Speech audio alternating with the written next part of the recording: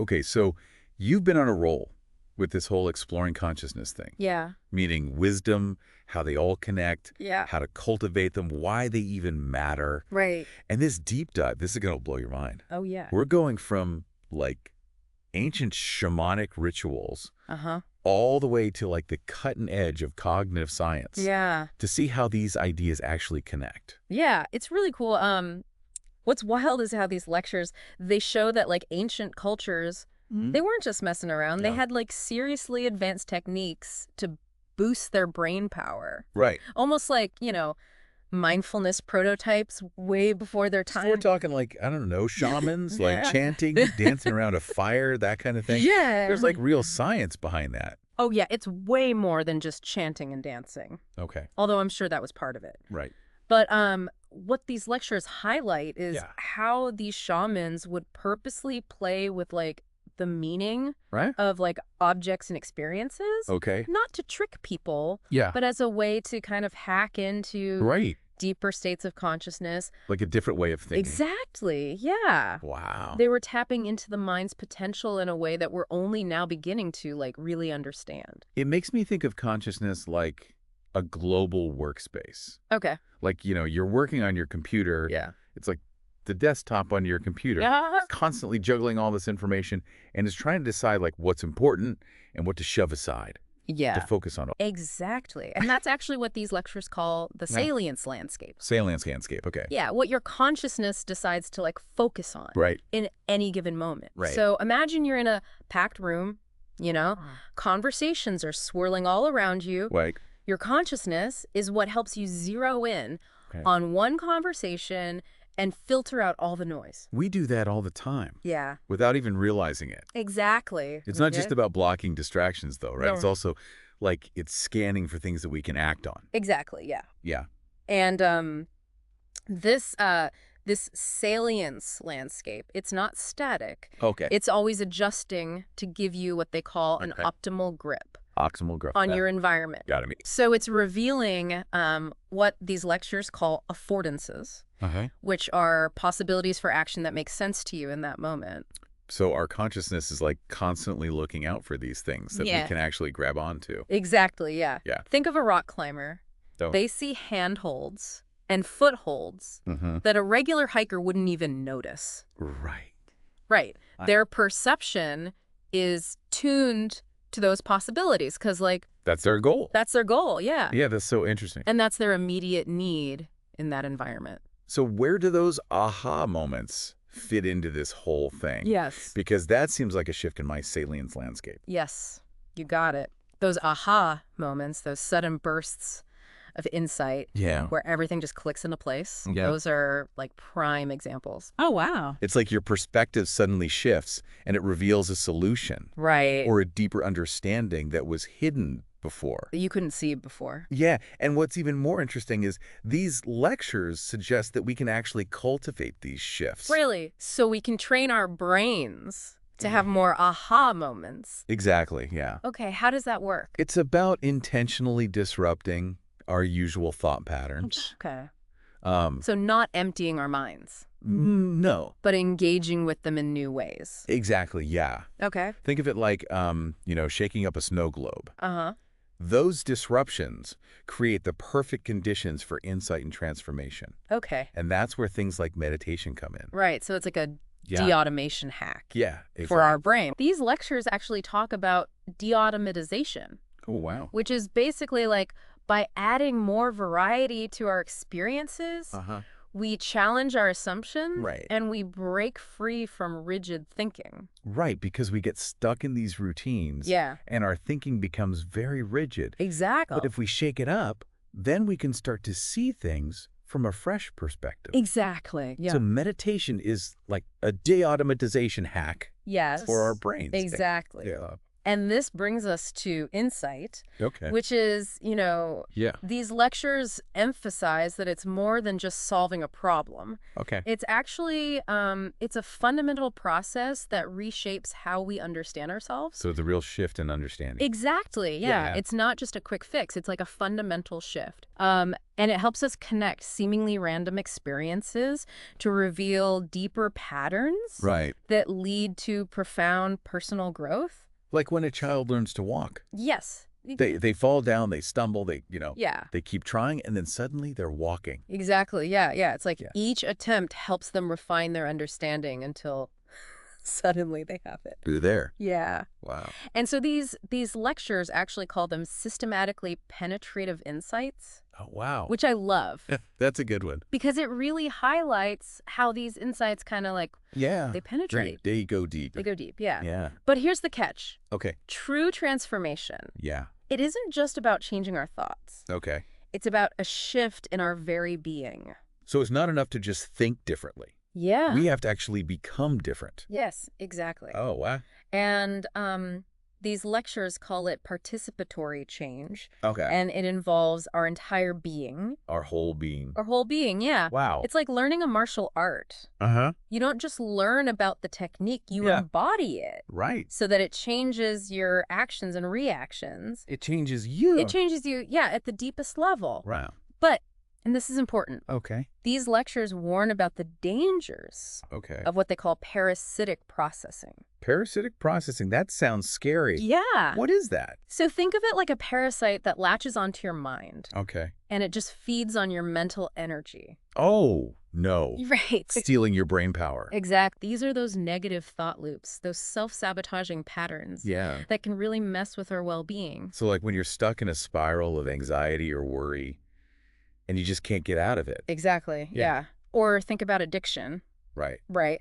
We often see it as this like overwhelming compulsion, Right. but research suggests that a lot of people actually break free from addiction Yeah. when their environment changes and when their beliefs change. That's interesting. Yeah, which shows how vulnerable our minds are to these parasitic thought patterns. Wow. So our minds are vulnerable Yeah. to these like parasites Exactly. that can just take root. Yeah, and they can really hold us back from, Yeah. reaching our full potential. It makes you realize how important it is to be aware of your thought patterns and to cultivate those healthy thought patterns Exactly. to protect ourselves from these parasites. Yeah, it's like having good mental hygiene. Yeah. Right? Right. You wouldn't not brush your teeth. Right. You got to take care of your mind too.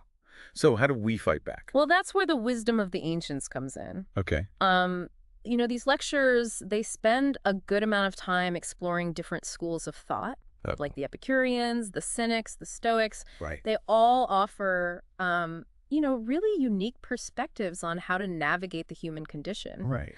And find meaning in a world that can often feel chaotic and confusing. Right. Like those are the names that you hear. Yeah. Like back in your, in college. Philosophy 101 class. Exactly, yeah. Yeah. But they're really relevant to our lives today. Yeah. Okay. Awesome. Yeah. Okay. So we've got these ancient schools of thought Yeah.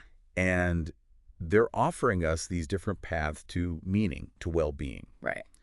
Let's start with the Epicureans. Okay. Weren't they all about like indulgent in pleasure? Well, it's a bit more nuanced than that. Okay. They did believe that happiness was the ultimate goal of life, Yeah. but they saw happiness as the absence of pain Okay. and anxiety, Not just like, I don't know, going to parties. not just fleeting pleasure. Yeah. Which are Right. Not just like, not just hedonism. yeah, not just hedonism, exactly. It was Okay. more about like Yeah. a tranquility and Okay. contentment, free from the fear of death Okay. and the pursuit of like empty desires. So savoring those simple things. Exactly, yeah. They were all about like, enjoying good food, good company, Right. appreciating the present moment. It's like they figured out way back then Yeah. that happiness comes from within, Exactly. not from chasing after external stuff. Yeah, it's not about the stuff. Yeah. It's about something deeper. Yeah, totally. Yeah.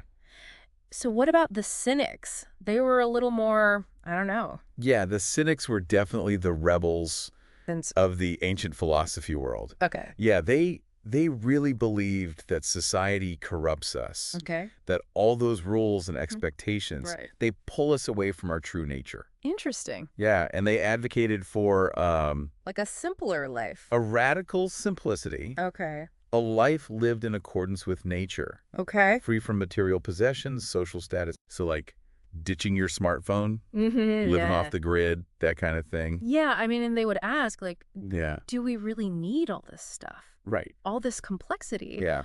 Or can we find happiness and fulfillment Yeah. in a simpler, more authentic way of life? Wow.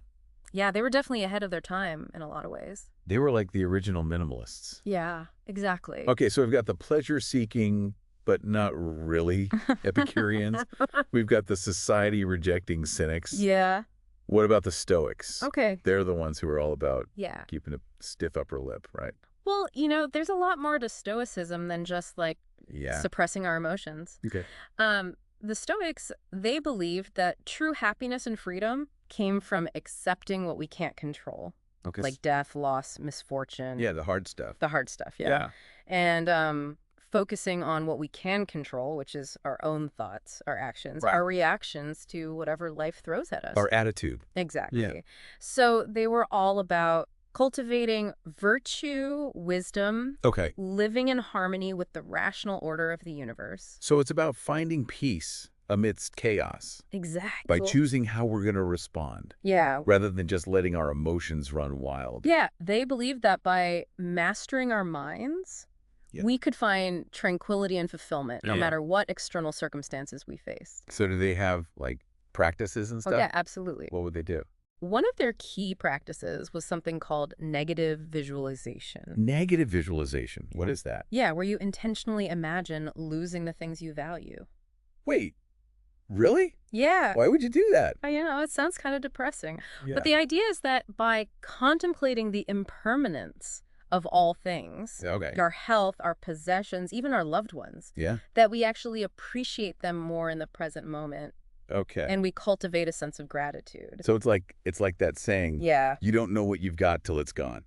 exactly. You're just taking it to the next level. Exactly. Yeah, they're like, let's really visualize this. Wow. Well, Let's really feel it. so we've got these ancient philosophies. Yeah, They're offering these different paths yeah, to meaning and well-being. yeah. Right. But these lectures, they don't just stay stuck in the past. Yeah, They bring in modern cognitive science too. Absolutely. Okay, so how does that all connect? Yeah, so this is where it gets really fascinating. Okay. These lectures introduce this idea that the meaning crisis that Yeah. we hear so much about these days Right. might not be a crisis of meaning itself, Okay. but a crisis of relevance realization. Okay, you keep using that term relevance realization. Yeah. Break that down for me. Okay, so imagine this. Yeah. Our brains, Mm-hmm. they're these incredible relevance detecting machines. Okay. They're constantly filtering information, Right. highlighting what's important for us to survive. Thrive. And thrive, exactly. Yeah. But somewhere along the line, we've started to, glitch, We've become bombarded with information. Right, there's so much coming at us. There's so much. all the time. We're disconnected from our bodies, Right. disconnected from the natural world, Yeah. and we've kind of lost touch with those deeper, Yeah. more intuitive ways of knowing. So it's like our internal relevance radar is broken. Exactly. And that's what these lectures are pointing to, Okay. is that Yeah. this overload is messing with our ability to even find meaning. Because we're so busy processing all this noise Exactly. that we're missing the signal. Exactly. We're so busy, scrolling through our phones Yeah, right. that we're missing the beauty that's right in front of us. The simple things. The simple things, exactly. Right. Yeah, it's like our systems are overloaded. And we end up feeling lost, Yeah. confused, disconnected. We Yeah. don't have the instruction manual for how to make sense of it all. So if that's the problem, what's the solution? Right. How do we reboot our relevance realization? Yes. How do we recalibrate our internal compass and find our way back to meaning? That is the million-dollar question. Yeah. And this is where this journey gets really exciting. Okay. Because these lectures propose that by blending ancient wisdom with modern cognitive science, Okay. we can actually retune our relevance realization processes. So it's like a cognitive workout routine It's kind of like that. for our minds. Yeah. Yeah. And they point to practices like, meditation, mindfulness, Yeah. even contemplative prayer. Techniques that have been around for centuries. For a long time. But by combining these practices Yeah? with a deeper understanding of how our brains work, Okay. we can actually, train our minds to focus on what's truly important. Okay. Filter out the noise. So it's not just about, thinking differently. No. It's about being differently. Exactly. And a big part of that is cultivating wisdom. Yes. Okay, so we're talking about actual wisdom here. Yeah. What does that even mean? That's a great question. Yeah. And these lectures offer a really rich exploration of wisdom. Okay. They draw on insights from philosophy, psychology, cognitive science. Okay. And they go beyond the idea that wisdom is just about being intelligent Right. or knowledgeable. Instead, they present wisdom as this deep understanding of ourselves and our place in the world. So how does that connect back to relevance realization? Yeah, so remember how we talked about consciousness Yeah. being a global workspace? Right. It's managing all that information. Yeah, constantly managing information. Creating that salience landscape. Exactly, and wisdom is about optimizing that workspace. Okay. It's about refining our salience landscape Okay. so that it prioritizes what's truly important and valuable. So we're decluttering our mental desktop. Exactly. Getting rid of all the unnecessary files, the programs that are slowing us down. Yeah, all the spam. So we can actually focus Yeah, I agree. on what matters. Wisdom helps us prioritize. Yeah. Cut through the noise. Create space for what's important. Exactly. Yeah, I like that. So we can live a life that is actually meaningful and fulfilling. Okay, so it sounds like Yeah. it's not about finding that meaning out there somewhere. Yeah, It's about cultivating the ability to see the world as meaningful. exactly. And these ancient schools of thought, Yeah. the Epicureans, the Cynics, the Stoics, Yeah. they each offer these different tools. Exactly. They're different paths up the mountain. Yeah. Right. You can choose the path that resonates with you. It's like they were early cognitive scientists in a way. In a way. Yeah. But it's a lot to take in. It is a lot. Where do we even begin? Yeah. So where do we begin? Well, let's go back to those schools of thought. Okay. We talked about the Epicureans. They were the ones who are all about seeking pleasure. Right. But, not in a superficial way. Not in a superficial way. Right. Yeah. So what were some of their key insights that could help us out today? Well, I think one of the biggest takeaways from the Epicureans Yeah. is their emphasis on finding joy in the simple things. Right. They understood that true happiness, Yeah. it isn't about amassing wealth or possessions. Right. It's about cultivating that inner peace and contentment. Right. So they were really big on, enjoying good food with friends, Yeah. appreciating beauty in nature, Okay. finding pleasure in those everyday experiences. Like that first cup of coffee in the morning. Exactly. Instead of just rushing through your day. Yeah. It's about slowing down, Yeah. paying attention, Yeah. appreciating the goodness that already exists. Instead of being on autopilot.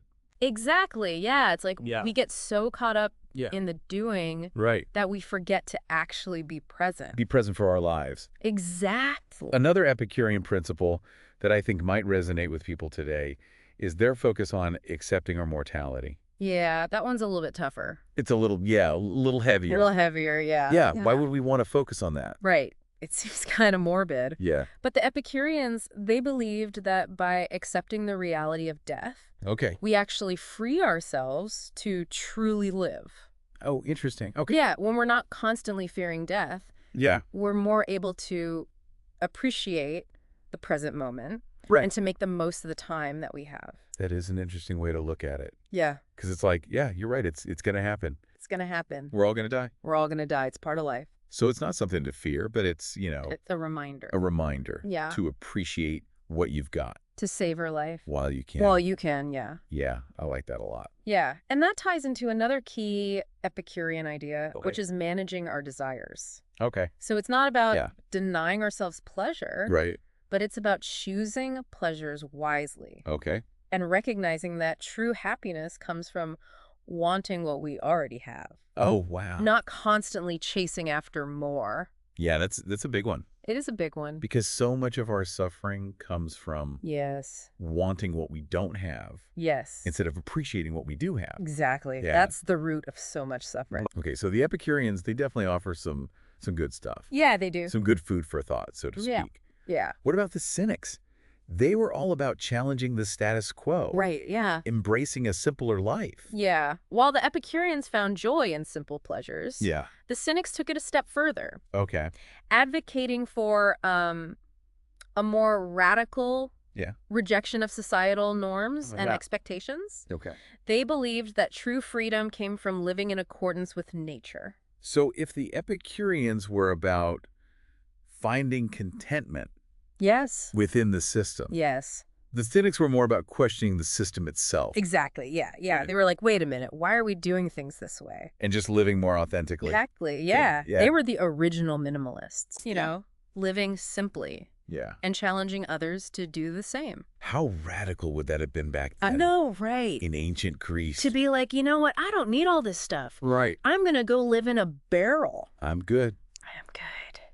But they saw through Yeah. that hypocrisy, that artificiality Exactly. They saw through the BS. of society. They were not afraid to call it out. Right. Yeah, they were like, Yeah. this is all a game and I'm not playing. So how can those ideas be relevant to us today? That's a great question, right? Because we live in this Yeah. In this crazy world. hyper-connected, Dangerous. consumerist society. Right. And I think the Cynics offer Yeah. a really valuable critique Okay. of our modern obsession with material possessions. A status, external validation. They would have been all over social media, right? Oh my gosh, they would have had a field day with social media. Calling it out. They would be like, you guys, this is not real life. It's so true. Stop comparing yourselves to these curated images. So they're reminding us to ask ourselves those important questions. Exactly. Like, what do we really need? What do we really need? We need all this stuff. Yeah, do we need all this stuff? All this striving for more?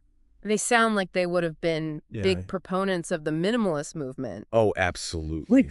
Minimalism, I think. Tiny houses, living simply. Yeah, they would have been all about that. Okay, so we've got the Epicureans Yeah. encouraging us to find joy in simplicity. Right. We've got the Cynics challenging us To question everything. question everything, yeah. What about the Stoics? Okay, the They were the ones who were all about mastering our emotions. Exactly. Accepting what we can't control. Exactly. Yeah, the Stoics, they really emphasize that true happiness and freedom Okay. come from accepting what Yeah. we can't control. Yeah, the things we can't change. The things we can't change, yeah. And focusing our energy on what we can. Okay. So they believed that virtue, Oh. which is, you know, living a life of wisdom, justice, courage, temperance, Right. Doing the right thing. doing the right thing. Yeah. Even when it's hard. Even when it's hard. Yeah. That was the sole good. Interesting. And that external circumstances, Yeah. whether good or bad, were ultimately indifferent. It didn't matter. They didn't ultimately matter. Wow. What mattered was our internal state. Okay, so it's about recognizing Yeah. that while we can't control everything that happens to us, Right. we control how we respond. Exactly. Yeah. We can choose our attitude, Yes. choose our thoughts, choose our actions. Even in the face of adversity. Yeah. And they would say that that is true freedom. Wow, that's powerful. Yeah. Okay, so they had that negative visualization practice, Right. which is still kind of blowing my mind. I know, it's a trip, right. But, But they found it to be very effective. oh, okay. And again, it's about cultivating gratitude, resilience, A deeper appreciation. deeper appreciation for the present moment. Okay, so we've explored these three different schools Yeah. of ancient philosophy. Epicureans, the Cynics, the Stoics. Yeah, what a lineup. I know, right? All stars. And they all offer these like really unique perspectives. They do. But it seems like there's a common thread Yeah, what's the of inner concept? transformation Yes, you got it. rather than seeking external validation. That's exactly right. Yeah.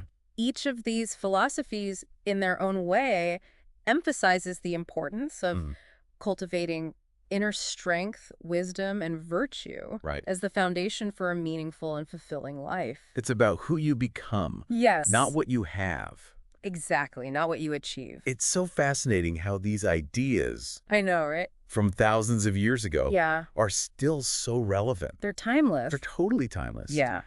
But these lectures, they don't stop at ancient philosophy, No, they don't. do they? No. They bring in another fascinating perspective, Okay. Christianity. Okay, yeah. So how does that fit into this whole conversation Yeah, so it's interesting. of meaning, relevance, realization, wisdom? The lectures they don't just leave us with the wisdom of the ancients. They go on to explore how these ideas are echoed Okay. and expanded upon in the teachings of Christianity. Okay. Specifically, they highlight the concept of agape. Yeah, we touched on that earlier. Yeah. And it's often translated as love, Right. but it's not eros. it's not romantic love, No. right? It's something deeper. It's something much deeper. So what is agape and how does it connect to everything else we've been talking about? So agape is this, like, selfless, unconditional love that transcends our ego-driven desires. Okay. It's a love that seeks the good of the other, Well, even at the expense of one's own desires or comfort.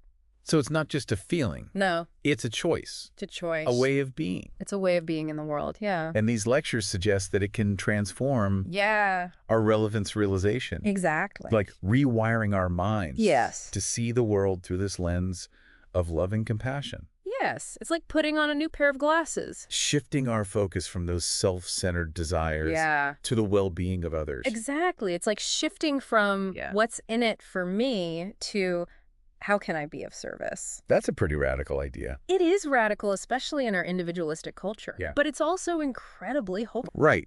If we could all just learn to love like that, Imagine to see the world through that lens. it would transform not just our own lives, Yeah. but the world around us. So what about, Yeah, for folks who aren't religious, right.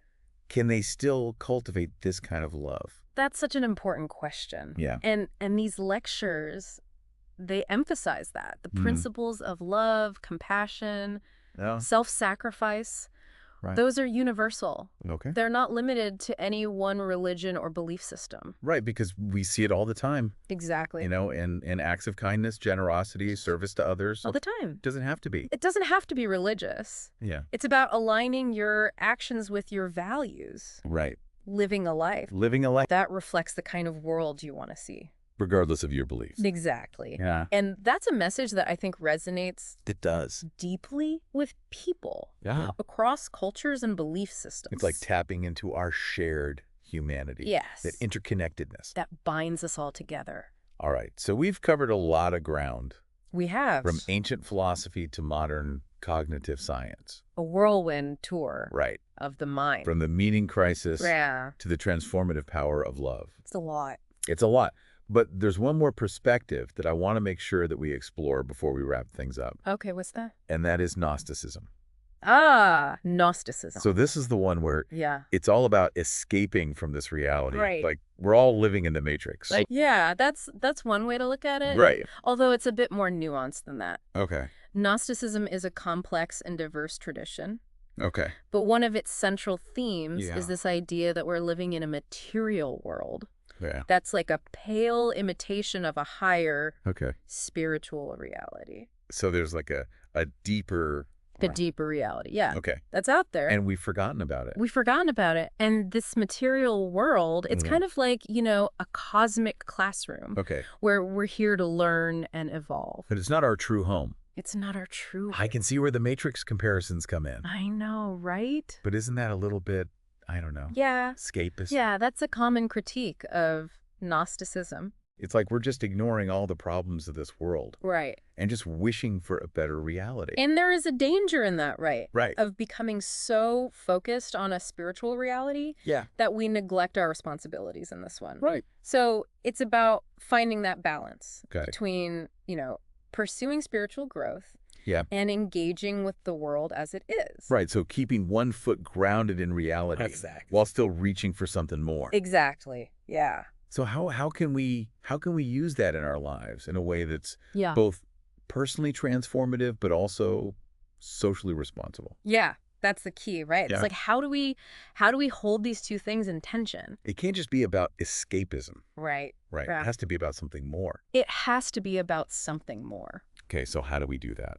Well, I think Gnosticism encourages us to ask ourselves some big questions. Okay, like what? Like, what is the true nature of reality? Okay. What is my purpose in being here? Wow. What is this longing Yeah. for something more that I feel within myself? Like these deep existential questions Yeah, exactly. that we often avoid. We avoid, yeah. So it's about getting curious Getting curious about those bigger questions. and not being afraid to explore them. Right. Even if we don't find all the answers. Even if there are no easy answers. And And they love it. then what? We take those questions and we do what with them? Well, and that's where, the Gnostics would say Yeah. that it's not just about thinking about these questions. Right. It's about embodying. Okay, so we've talked about meditation, mindfulness, cultivating those counteractive positive emotions. Right. What other tools can our listeners experiment with to kind of kickstart this journey toward a more meaningful life? It's interesting. These lectures point out that we often overlook the importance of simply paying attention to what brings us joy. Okay. It sounds almost too simple, Yeah. but we can get so caught up in the have-tos of life. The grind. Yeah, the grind. Yeah. That we forget to make space for the things that light us up. It's like we're so busy chasing after some goal Yes. that we forget to enjoy the journey. Exactly. Yeah, we're so focused on getting somewhere Yeah. that we forget to appreciate where we are. So are you saying we should just like ditch all our goals and just have fun all the time? No, not necessarily. It's more about finding that balance, Okay. right? Between striving and savoring, Okay. between pushing ourselves and giving ourselves permission to just be. So how do we find that balance? Well, the lectures suggest that we can actually use those moments of joy as guideposts. Okay. They're like little hints from our own intuition Okay. about what truly resonates with us, Okay. what makes our relevance realization machinery hum with delight. It's like our internal compass is trying to point us in the right direction. We Exactly. just have to learn how to read the signals. Exactly. Pay attention to those moments when you feel fully alive and engaged. What makes you excited to get out of bed in the morning? Yes. What are those activities that make you lose track of time? Okay, yeah. When you're in the flow. What kind of people leave you feeling energized and inspired? Those are good things to be paying attention to. Those are key clues, right? Yeah. Because those moments of joy, they're not just frivolous indulgences. Right. They're vital clues about what makes our hearts sing, Okay. what gives our lives meaning. And I'm guessing that when we're feeling joyful, Yeah. we're probably a lot more fun to be around. Exactly. Joy is contagious, right? It is. When we're connected to our own sources of joy, Yeah. we naturally radiate that energy outward. We inspire others to do the same. So it's not selfish to prioritize your own joy. Not at all. It's actually a gift to the world. It's a gift to yourself and to everyone around you. I like that. Yeah, because when you're joyful, you're more present. Right. You're more compassionate. More paid. More likely to show up as your best self. Yeah, that's a good point. And that has a ripple effect. Okay.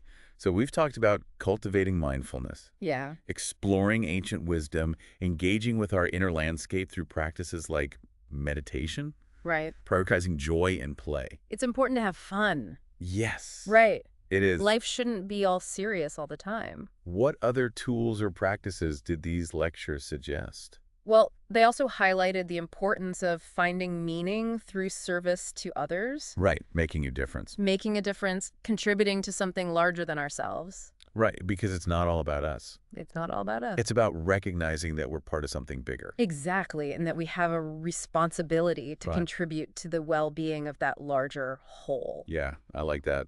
And these lectures point out that meaning often emerges Yeah. when we shift our focus from what can I get to what can I give. So instead of always asking, what's in it for me, All right. we can start asking, Yeah. how can I contribute? How can I make a difference? Whether that's, volunteering in your community or fighting for social justice or even just Or even just smiling at a stranger. small acts of kindness. Those little things can make a big difference. Yeah, absolutely. Yeah, it's about recognizing that we all have something to offer Right. and that our unique gifts and talents Yeah. can be of service to the world. I love that. And when we connect with something larger than ourselves, Yeah. whether it's a cause, a community, even just the simple act of helping someone in need, Yeah. we tap into a source of meaning and purpose that transcends our own individual lives. It's like our sense of self expands to Exactly. encompass something greater. And in that expansion, we find a deeper sense of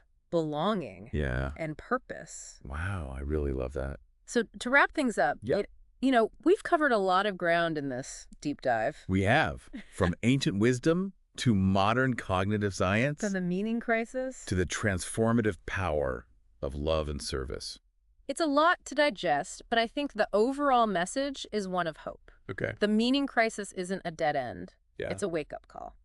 I love that. It's a wake-up call. Yeah, it's an invitation Yeah. to embark on a journey of self-discovery, Right. to reconnect with our innate human capacity. For wisdom, love, meaning-making. It's a call to live more consciously, Yeah. more intentionally, More joyfully. more joyfully. Yeah. And while that journey might feel daunting at times, Yeah.